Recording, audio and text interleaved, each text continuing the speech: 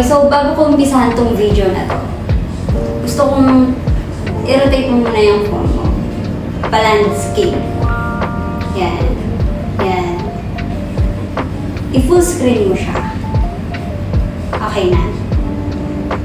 Okay na? Okay, sige. Para mas maganda siyang mapanood. Mas maganda siyang panoorin. Okay na? Naka-rotate na? Naka-full screen na ba? Okay, sige.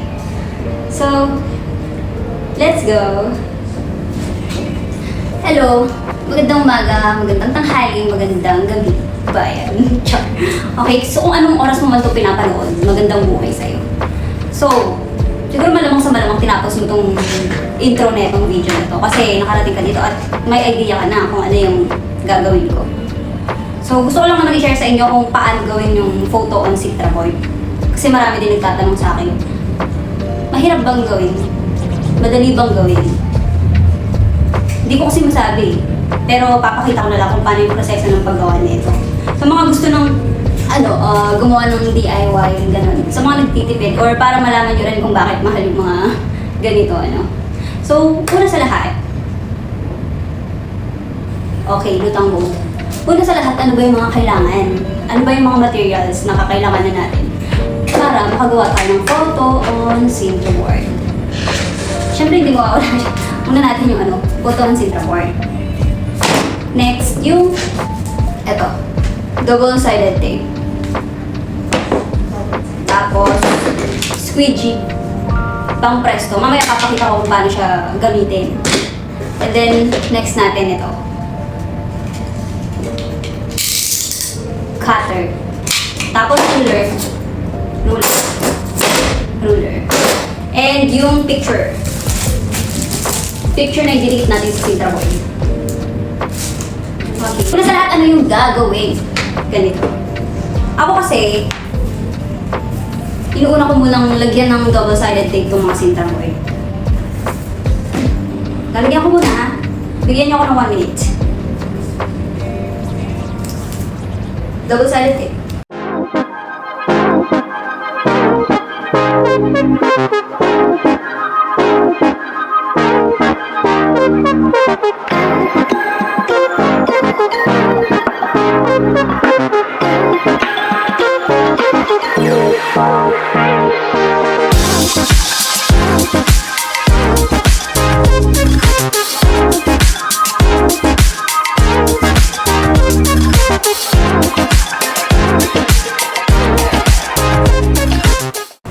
Okay, so bali nalagyan ko na yung apat na Citra Board. Tinuwa.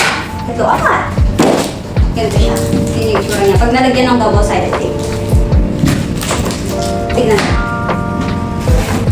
Ganito siya lagyan ng double-sided tape. Sagad-sagaran. Sagad-sagaran. Dulo-dulo. Yan. Kita niyo ba? Double-sided tape na mga yan. Kasi, pag nilagay mo dito yung picture, hindi naman siya sakto sa picture. Meron ka pa rin ikakat dito sa mga sides nila. So para para safe, may dikit pa rin kahit nag-cut ka. May dikit pa rin dito sa part na to.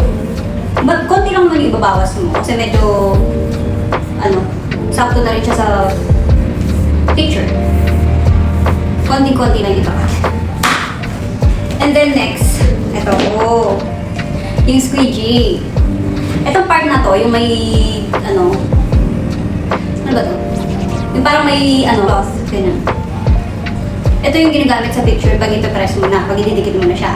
Kasi parang matanggal yung bubbles. Tapos ito namang sa taas, ginagamit ko dito siya, pang-press dito. Para matanggal din yung bubbles ng nilagay ko ng double-sided tape. Okay, so i-press ko muna ha. Bigyan niyo ako ng 15 seconds.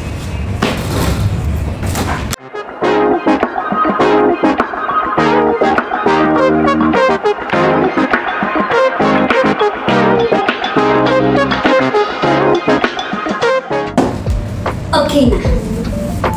4 yan. Okay, next. Siyempre, babalitan na natin. Tatanggalin na natin yung balat ng double-sided tape na nilagay natin. Babalatan na natin siya.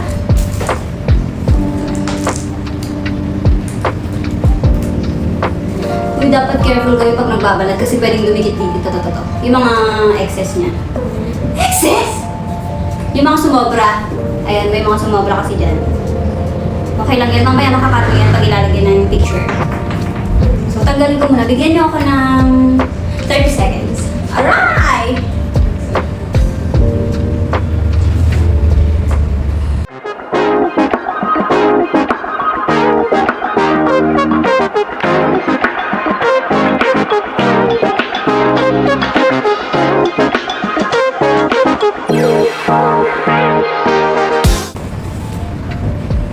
Ayan. So, natanggalan ko na siya. Pagkatapos mong tanggalan, huwag mo nang hahawak-hawakan yung part na to, yung may dikit, ha? Be careful, ha? Kasi ilalagay ko na yung picture. So, dapat yung dikit nito, hindi siya mahahawakan. Okay? Kahit anong mangyari, mag-ingat ka. So, pag didikit na natin tong picture, dapat, seryosohin mo, dapat mag-focus ka. Kasi pag nagkamali ka, panibagong picture na naman ang ipiprint mo. Tapos sira na din yung Sintra board mo. So wala na, sayang na, lugi ka na, di ba? Okay, so, wait lang. Diyan ka lang, tingnan mo paano siya didikit. Ay, kinakabahan. Okay.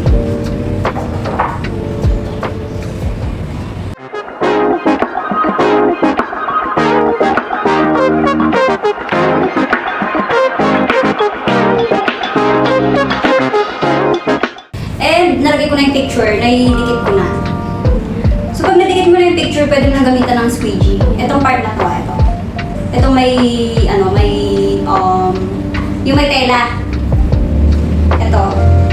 Dahan-dahan lang ha, yung sa picture para hindi siya magkaroon ng damage or dents. Ipang depress mo lang, hindi yung din na diin. Okay? Wait lang.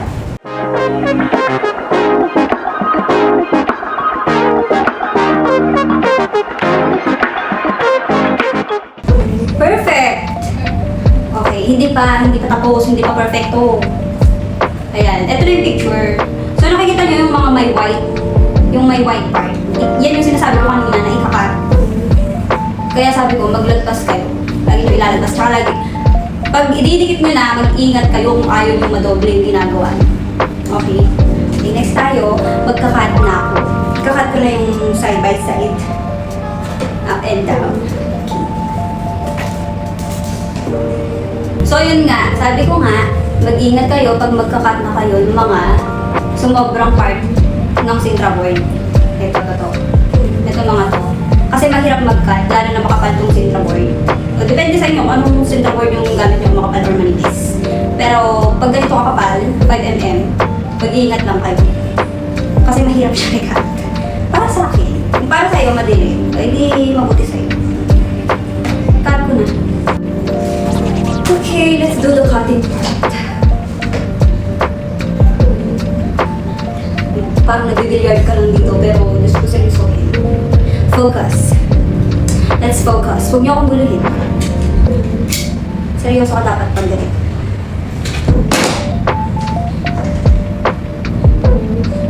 Like yung buong lakas mo, ibubuhos mo dito. Para perfect yung pagkakakat.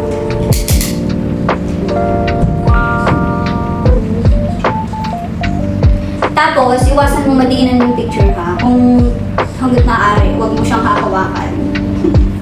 Kasi, magkakaroon ng ano yan, alam mo yung fingerprint? Lalo na kung medyo nagbabasahin ka kamay mo pag gumagawa ka nito.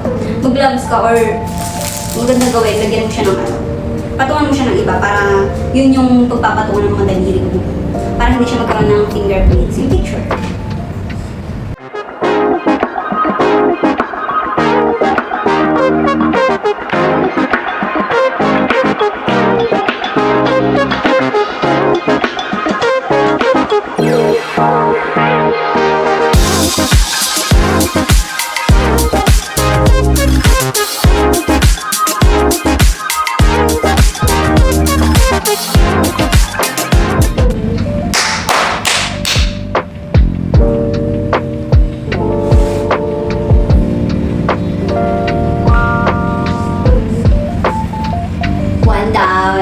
Ito yung sinasabi ko sa inyo, di ba? Pag nakaharap siyang ganyan sa inyo, para siyang walang syndrome. Parang picture lang siya na print. Pero tingnan mo, nakasunod na yan. Diba? Kita niyo ba? Diba? Not so perfect. Next.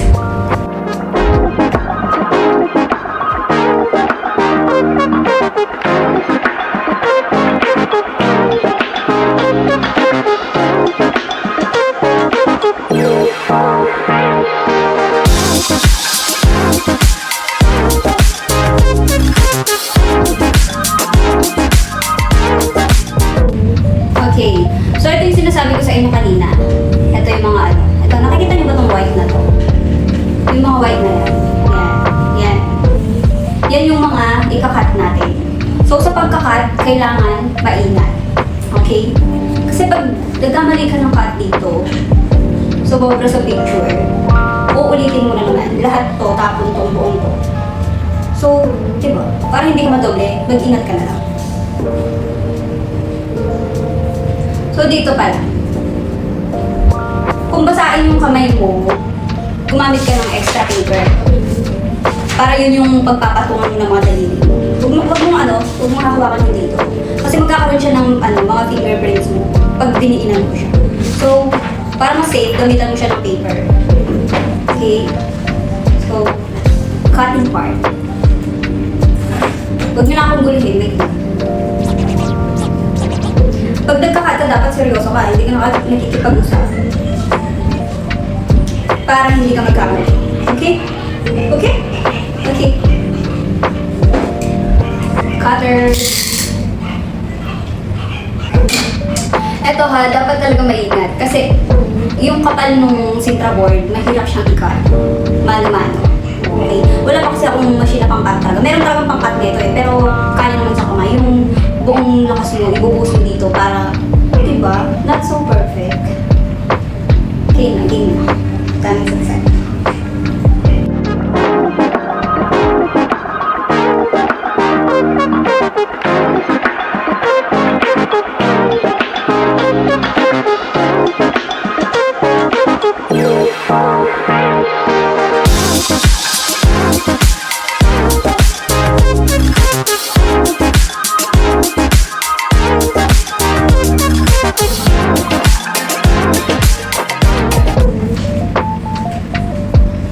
I'm done. Okay, so natapos ko na yung apat. Hindi pa siya tapos. Diba? Ang daming gagawin.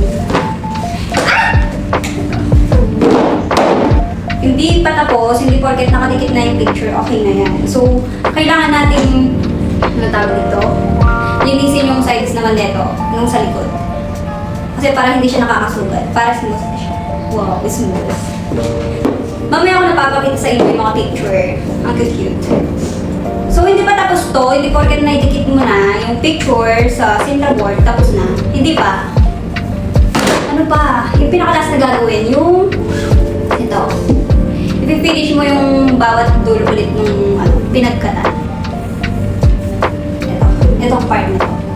Para hindi siya nakakasugat kasi matalim siya. Matalim. Okay, so anong gagamitin? Pwede kang gumamit ng liha. Nilihain lang natin to. Hindi ko kasi kanina napakita na kailangan din natin gamitan ng liha. Okay? So, ganyan lang. Dahan-dahan lang kasi bang malihan mo yung picture eh. Sayang. Na-finish ko lang, okay na siya.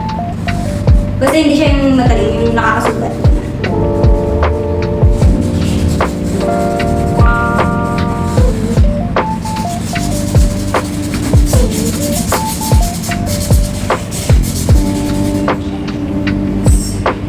Ay, nakita! Yan. Ganyan lang siya.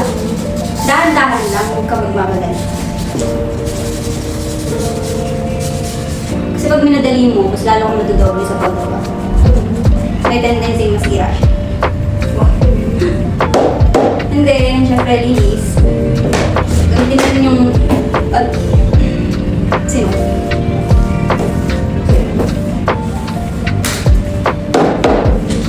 Okay.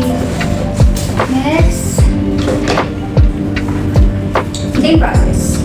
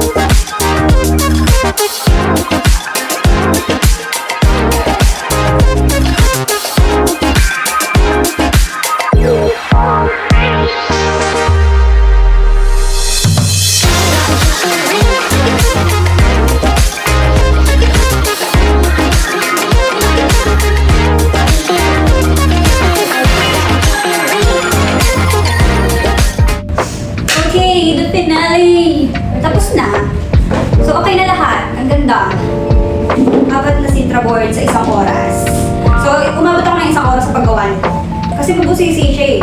Madali lang siyang gawin. Ikaw, try mo gumawa sa mga gustong mag-DIY. Mag-aralan mo gawin. Just pwede nyo rin, maging extra, pangkabuhayan. Diba? So, yun naman. Ang ganda. Okay, re-reveal ko na yung mga ginawan ko ng Sintra board. So, ito mga to, hindi ko alam, napuno na yata ng Sintra board yung bahay nila. Display. So, wall to eh. Etong picture nila, kuha din dito sa studio. Dito sa Fake Studios.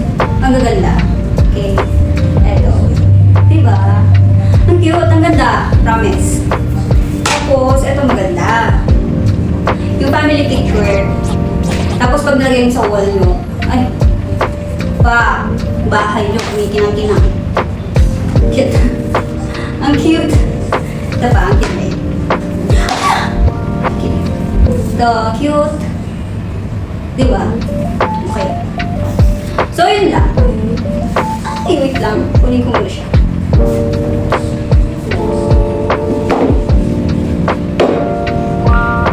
Okay. Natapos ko din. So, yun. Umabot ako ng isang oras na gawin yung 4 na Sintra board. Photo ang Sintra board. Ulitin ko lang yung mga ginamit kong materials. Una yung Sintra board. Ito, Sintra board. So, bakit ako may extra? Tulad nga sinabi ko kanina, pag nagkamali ako, uulitin ko lahat. From the top. Okay. Next, yung squeegee. Pang-press. And then, yung cutter.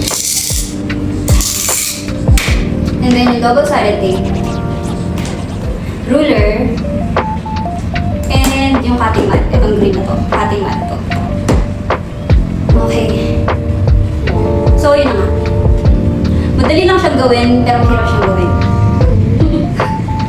Hindi ko alam kung paano ko i-explain kasi, pero syempre matagal na akong gumagawa, kaya sa akin, para sa akin madali na lang siya. So, kung ikaw gusto mong pag-aralan, gusto mong gawin, ayan, pinakita ko na kung paano siya gawin. Kung gusto mong mas madali, pwede naman yung sticker. Sticker paper yung gagamitin mo, and then yun yung, kaso iba kasi yung print. Yung pagkakaiba nila, yung print sa photo paper talaga, tsaka sa sticker paper lang. Gets me? So, marami din nagtatanong, madali bang masira yung Sintra board? Yung photo ng Sintra board? Pag pinilit mo sirain, masisira talaga, di ba? So, wall display nga siya, ano bang gagawin mo? Pag dinikit mo na sa wall, ano bang gagawin mo, di ba? Tititigan mo na lang siya sa wall nyo. Hindi mo na siya kukut-kutin. Pag kinutkot mo, doon talaga masisira. So, itong photo paper na gamit namin is photo paper talaga. Hindi siya nag-fade agad. And dumedepende din kasi yun sa gamit na printer at saka sa ink. Okay? Sa mga hindi pa nakakaalam. Ganun yun. So, ano pa bang hindi ko nasabi? Ayun lang. Sa mga gusto magpagawa, mag-message lang kayo sa page namin. Okay? Yung gusto naman magpa-picture, message lang din kayo. So, dito. Lagay ko na lang dito yung pages namin. Okay? And, ano pa ba? Makakapagod siya gawin. Ayun lang. So, sana may natutunan kayo sa video na to. Save nyo na lang itong video, ulit-ulitin yung panoorin. And, marami din sa YouTube neto. Marami na rin gumawa ng tutorial kung paano gumawa ng photo on Sintra board sa YouTube. Search nyo lang. So, ako, gumawa lang ako kasi para dun sa mga customers na nagtatanong, paano ba gawin ito? Paano ba yung proseso? Ano ba yung mga kailangan? Diba? Yun lang. So kung may mga tanong pa kayo, pwede mo kayo mag-message. Huwag kayong mahiya mag-message.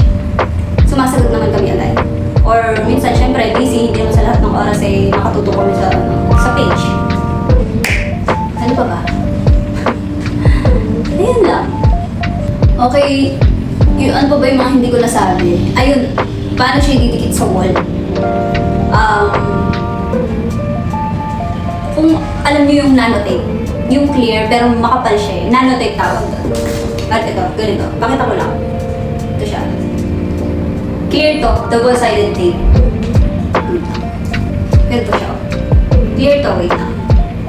Sobrang dikit nito kaya, mahal. May pagkamahal lang tong tape na to. Pag matagalan to. Pag nadikit mo na, wala kang magagawa. Ayan. Ito. Ganyan siya. Clear. Kita nyo ba? Clear. Clear siya. Yan o. Parang expandable. O yun. Ito yung pinadidikit. Gamit ko. Or pwede din yung yung mighty band. So, paano siya gagamitan ng mighty band? Bawa ito.